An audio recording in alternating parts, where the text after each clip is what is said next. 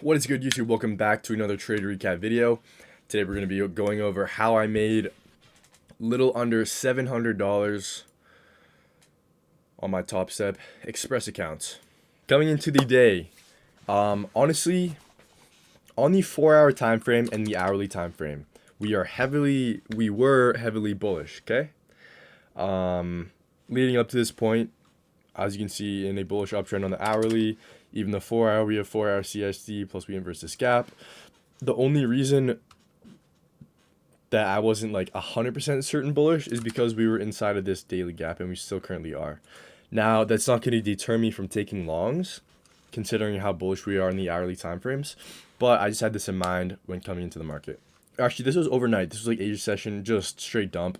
Honestly, the fact that we had this move up is pretty crazy in my opinion. It's with the help of like some Iran news. But the fact that we have this much volatility after dumping this much in Asia session is like genuinely crazy. What I was gonna actually say is because we had this large move down during Asia session, well, one, you can kind of expect sometimes we just are a little choppy during New York AIM if we have this big of a move. But what I was looking for is some sort of retrace to this leg because we had just dumped Asia session, and I wanted to see a bit of a rebalance considering we also tapped into this 4-hour, or this was a daily gap, yeah. So we had a large move down during Asia session to tap into this daily fair value gap. And what I wanted to see, again, yeah, was a retrace to this leg. So you can kind of honestly call it like a high time frame mech model, right? This was a lot of people's targets. It was like this unfilled 4-hour gap, or this, this unfilled 1-hour gap, which was technically like a bit of a mech model. So yeah, we rebalanced this daily gap. Now, what I'm looking for from here is I'm looking for if we disrespect this daily gap and just continue dumping, or if we, start to form structure and then look for inversions to the upside. So, and that's what we do. Market opens, and we actually get a nice move down into this 15-minute gap. Market opens, we get a nice move down into this 15-minute gap. So not only do we have high time frame sponsorship with the daily gap, we have a 15-minute gap along this current leg, which is very important. So we rebalance this 15-minute gap, and then all I'm looking for is the highest time frame inversion, which was this 5-minute. I didn't enter right off this 5-minute inversion. I had this 5-minute gap marked out like coming into the session. So like as we were here, because I said to myself, if we get like some small inversions here, like just a 1-minute, and I'm not confident in it, then I can wait for this gap to get inverse, and then I can take that. So that's kind of what I did. I didn't wait for the full candle closure because we already had this 5-minute inversion. I just wasn't, I don't know, I wanted to get a little bit more confirmation. I also wanted to see this high get broken.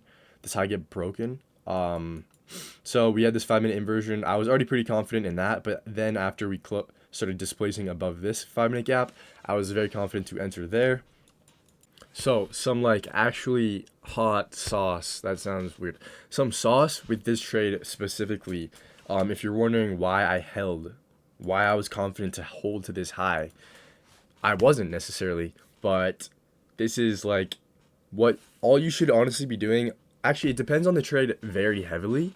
It very heavily depends on the trade, and honestly, I can make a video in depth about this, showing a like little back testing session on which trades you should be doing this with and stuff like that. So if you guys want that, let me know in the comments below. But how I ended up catching all the way up here, I think I got full exited around here, was because I trailed my stop loss and managed my position. And it's not just like in terms of if price is coming up, you trail, right where it's at. I specifically use a 3-minute time frame. So this is like some sauce, okay, guys? 3-minute time frame.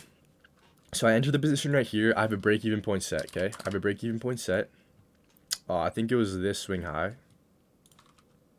Or this like high. This is my break-even. So once we hit that, my stop loss comes to break-even.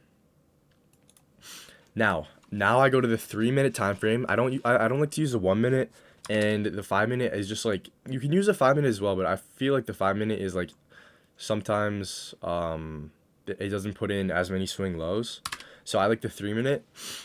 So for example, here it would be right here. Every time we put in a swing low and then proceed to break that high, I move to the swing low. Now, an important thing actually is not necessarily just breaking the high, but I like to wait for price to close above the high on the 3 minute. So as you can see, we break this high, close above it, swing low. Now price forms this swing low right here. I can have my marker as well. This swing low. Price comes here, closes on the 3 minute. This candle closes. Now I'm moving to this swing low. Now, as you can see, we have a down close candle and an up close candle. We have a new swing low here. We break the high. We don't get the closure above it, so I don't move it yet. Price comes down, creates another swing low, closes above it. Now I'm here, okay? Now, so the reason when you kind of choose to stop, I mean, you can just keep going all the way until you get stopped out, trailing stop. But this was my external draw. To be honest, I should have just put my full TP here because anything else was kind of greedy. But as soon as we took this high, then I just moved my trailing stop to like, it was pretty close. I think it was like, it was right here, just at this gap or something. And then yeah, we got fully stopped out right here. So genuinely, and again, it really depends on the trade. If you're going for like a small 1-to-1 mech model, like there are some situations where you should just be in and out, depending on your model. But there are some situations where you should not be trailing, and there's some obviously times where if there are potential draws higher, then why not, trail? Because worst case scenario, if we take this high and we don't continue up and you get stopped out at the most recent swing low, worst case scenario, you lose 10, 20 points. But best case scenario, you continue it all the way up and you can get so much more. So it's obviously a risk to reward. It's the same with anything in trading. But I would highly recommend learning how to trail your stop loss properly. I see a lot of people who literally just like follow price like 5 points below it. And that's definitely not what you want to do because that'll like ruin some of your positions for sure. But yeah, if you guys want me to go in depth more on how to properly manage your positions, let me know because it's honestly super important and it really helps with building up balances. If you guys did enjoy the video, make sure to drop a like, drop a follow. If you want to join my Discord, it'll be first link in bio. So I hope you guys have a great weekend and a great Easter.